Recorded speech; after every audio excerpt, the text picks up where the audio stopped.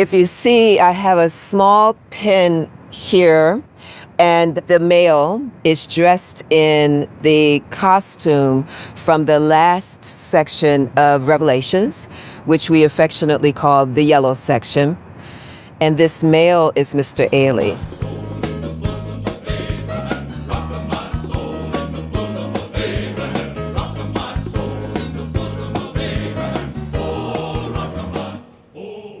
And he's in this position. It's right at the end when we do the testify. So I knew I was coming tonight, and it took me 2 hours to get dressed. Do I wear this? Do I wear? Then I was like, okay, Mr. Ailey, guess what? We're going to the museum to see, your work that you've left to humanity, not just to the dance world.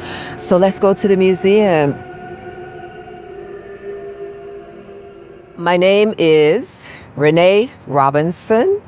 I started as a scholarship student at the Ailey School, and the rest is the long history. I danced with the Alvin Ailey American Dance Theater for a little over 30 years. As a new dancer, when I got into the company, and now all of a sudden I'm in the space with the man, I just remember him being so kind, firm, clear, but very kind. It would always tell us stories to help to bring to life what he needed for the expression of the ballets and what he needed to see in terms of our unique personalities. This memory I will tie with Edges of Ailey here at the Whitney. Mr. Ailey used to insist and really drive home the importance of his dancers continuing to grow as people. He said that's what will make you a more interesting person when you are performing. And he wanted the audience to not just look at the dancers and their beautiful bodies and, their great technique. He wanted them to have a great experience. So fast forward, we would get to places outside of the United States and within the United States, and he would come to rehearsal. We were at the theater, and he would look at us and go, dancers. Don't ask me why I insist upon trying to do his voice, dancers. I went to the museum, the Tate Modern, we're in London. He would say, did anybody go? And we would all look at him with these big eyes like, and then he would say, look, well, make sure you go. I know that, you have a lot of rehearsals and the performances are late. Get up early and go. You must see, whatever exhibition that was going on.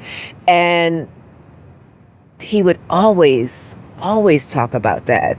He would always talk about art and literature and music and read the paper so you know what's going on in the city that you're performing in or another country. He was really, really big on nurturing that. And I remember as a young dancer, I thought it was the coolest thing.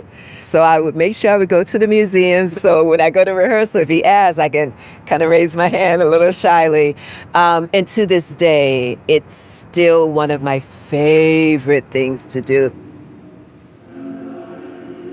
When the doors opened to the elevator on the 5th floor, the first thing was the grandness of it.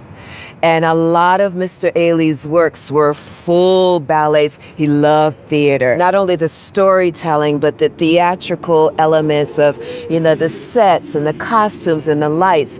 When the doors opened, that impact definitely reminded me of the kind of works that he is so well known for. And to have the video playing on loop and to hear Mr. Ailey and then to see the dance and then different places, you just want to sit down.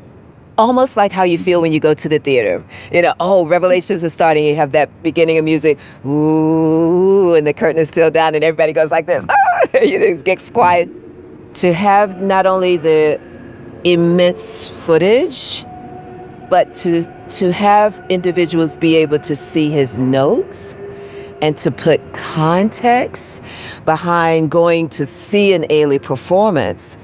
I can't even express how much having Mr. Ailey in the Whitney, how poetic it is, how important it is, and how centering it is for me because, wait, Mr. Ailey, guess what? We're at the museum. Remember, you would always say to go, but it's everything. It's everything. It's very rich. It ties everything together so beautifully.